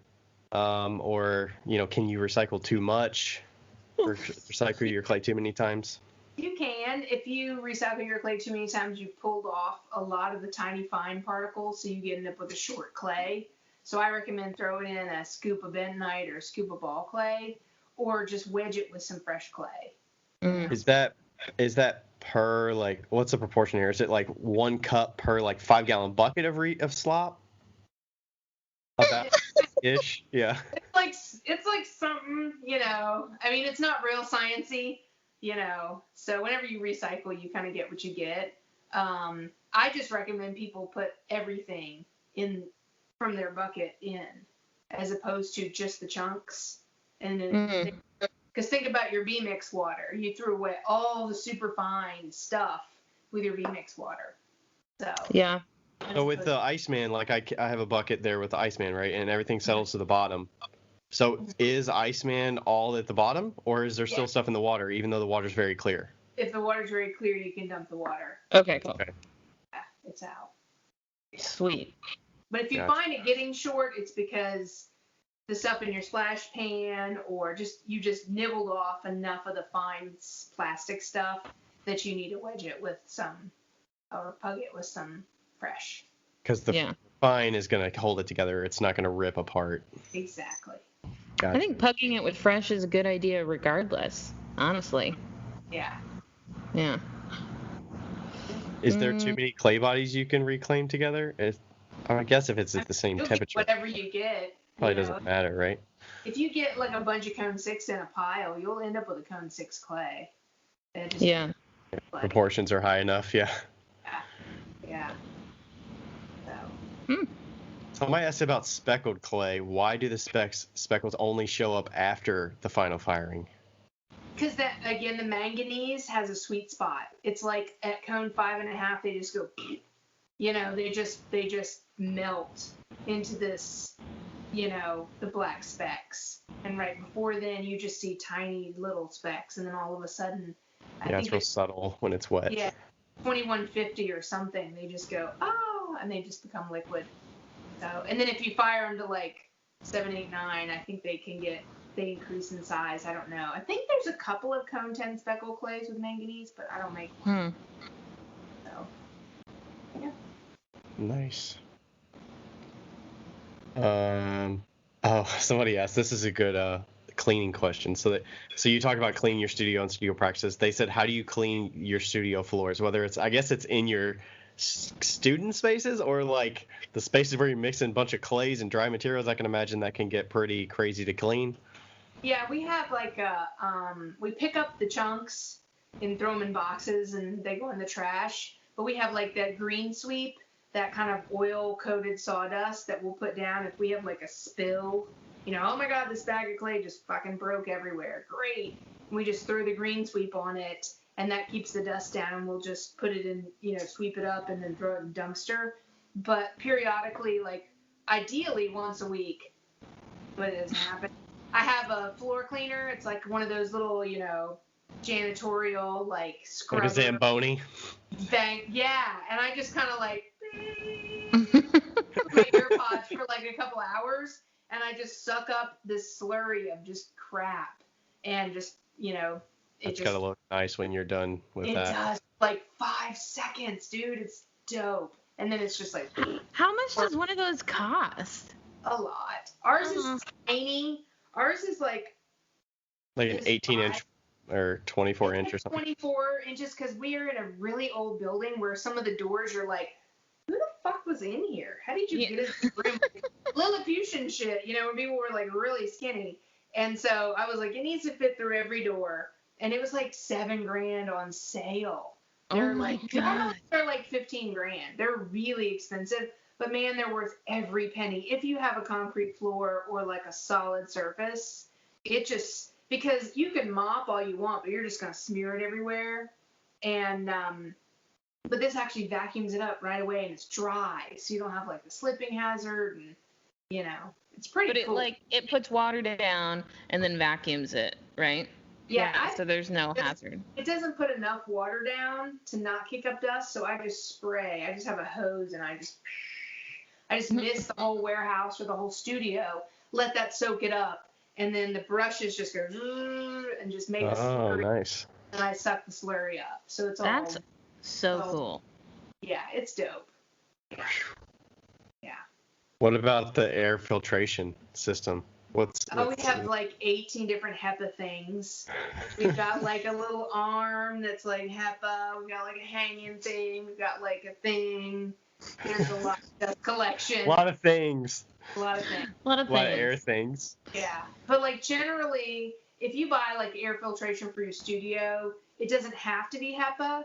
But if you're an employer, if it filters anything, it has to be HEPA because you have employees. So really, most things that are going to filter dust are going to be like 99.5. HEPA is 99.97. So, you know, it's... So if it's just you in the studio, you're putting yourself at risk, and it's like get something that air filtrates, but... Yeah, exactly. Yeah, I had to get like these IQ airs, and they're one of the only ones that are not like those huge ass ones that you put on the ceiling, but it's like a hyper HEPA, so it sucks out 0.001 microns or whatever. Yeah. Crazy. Yeah. It's pretty cool though. Becca, did you see this last question here? I feel like this was a nod to you, but there's one that says, how hot can you pull pieces out of a kiln without negative side effects? And does it vary with glaze or glazes? Oh, Lord. That's like... Depends on the... Are you sure you want to answer this? I would like to just get a second opinion, because I feel like Becca has said her piece, and then I'm sure others have said their piece. I'm curious to hear somebody else. For me, if it's my own work and I need it, I'm like $350. Get that bitch out. If it's like student work or something that, you know, I don't want to mess up, you know, under 200, under 150, under 100 ideally. But yeah. Nice. Have you had people talk about clays and like having issues with anything like that, of taking them out too early, or having does the clay have a big factor in like whether you're going to get you know, glaze issues as it's cooling and stuff like that with like glaze fit? Have you had a lot of issues with that, or if pulling it out too early, you mean?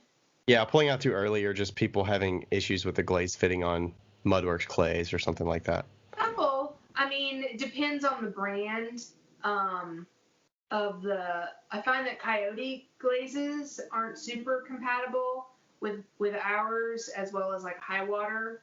Part of it is that I think a lot of companies only test their glazes. Their glazes are beautiful, but they do all their R&D on a B-mix body. That's it. Yeah. Because it's bright, it's true to color, and it looks good, and it's fast. And that worked until 5 years ago. You know, everybody used B-mix. Everybody used white clay. Yeah. And now it's, you know, for me, I made a line of clays that I think the clay looks prettier than the glaze. You know, why not show the clay off?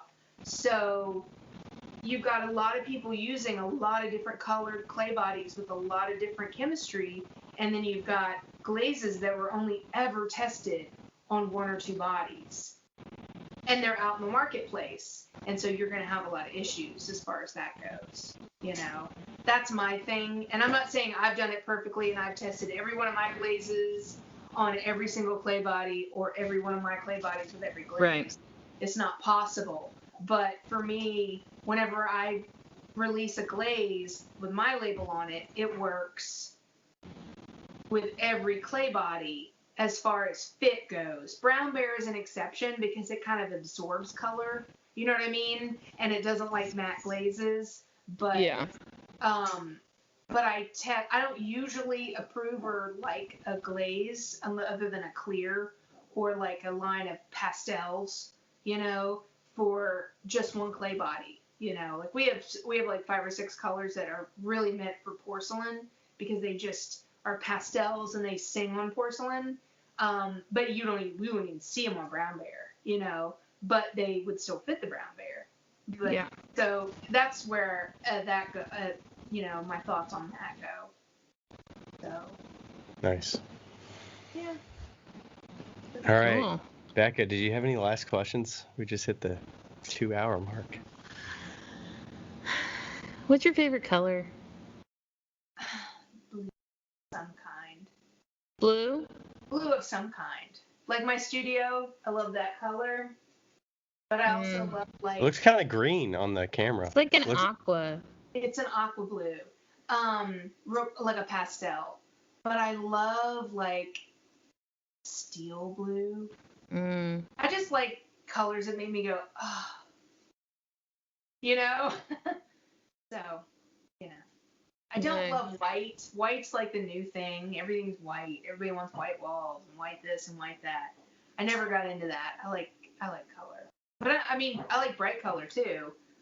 For me, I tend to go for muted tones. Nice. Awesome. So did you all have anything new coming out that you wanted people to know about for Mudworks? I know you were talking about you're working on a gray clay body potentially. Are there anything new that people should look forward to? Limited edition clay bodies. I'm really enjoying the limited edition clay body thing. It's fun, and if it works and becomes a staple, then it won't be limited edition. I've got about 2 or 3 bodies. I'm working on not speckled turtle dark, but not Iceman light. Like those two had a baby with some speckles, but they're really random and different sizes and stuff. So like a warm, something that looks like your traditional uncle's 1970s stoneware. Yeah. Oh my. Right? Sounds like right at Becca's alley. I know. And then a gray, and then I've also got a porcelain with golden flecks in it. What? I know, right? I know. I'm excited. And then we're working on a glaze that's a line of satin glazes that are fork and knife resistant, like fucking samurai sword satin glazes. So. Wow. Yeah, people always love the satin black glaze that I have, so yes, that's a lovely one that people always appreciate. Yeah. And not like those horrible, super bright, neon rainbow satin glazes. I don't love those. I like those colors, but I don't want that on my pots. If you look at all of our glazes, it's like, oh, Link likes muted earth tones. Just, so, I don't know. That's what I'm working on. Is there a white clay with specks in it that's let's see, somebody asked white clay that has spots in it after it's fired? I guess that would be like a Dark Star would be an option. Yeah, it would be Dark Star.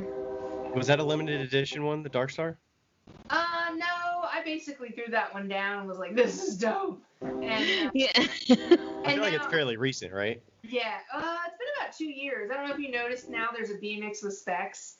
So I guess that you're famous and you've made it in the tiny world of pottery when Laguna decides to copy your clay body and make a B mix with specs. So. Oh. Kidding. Nice. I saw that and I was like, fuckers. Whatever. So. You're like, whatever, I'm the shit. It's fine. I used one of the. Josh had some of that speckled brown bear. I tried some of that. I didn't see what it looked like after it was fired because he was firing it, but the mug I saw looked good. I didn't get to look at it close up, but. Yeah, it's fun. It's real subtle. You gotta slap a glaze on it that really the specs come out. That's a lot of fun. So. Yeah. I really. I need a t-shirt that says "Bitches Love Specs." That's gonna be on my gravestone, and I mean bitches in a very respectful way, like not that way. But it's just like everybody loves speckles. Not everybody, but it's just like, you like that? Throw some specks in it. People are like, oh my god. It's really. I think that Speckles is the new shiplap.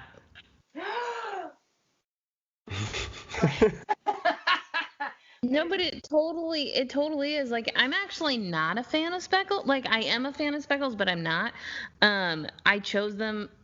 I like when I was doing my testing, I was like, oh, I'll just try the speckled clay, whatever. And then it turned out to work really, really well with what I was doing. But typically, I'm not gonna like scoot towards a speckle.